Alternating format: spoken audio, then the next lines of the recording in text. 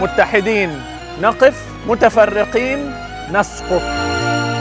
ميزنا الله بأن لنا عقلا يتدبر ويهيم بأرجاء الدنيا كي يسعد فيها ويعمر.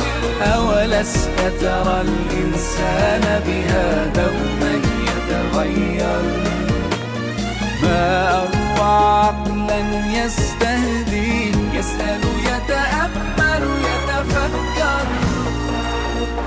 فخواطرنا من تلهمنا نور الإحسان لما نبصر، وفضول العلم يتعبنا وطموح الخير بنا يكبر. سنبوح بكل خواطرنا بظلمة جهل نتحرر لحياة أكثر إحسانا نتأثر فيها ونؤثر.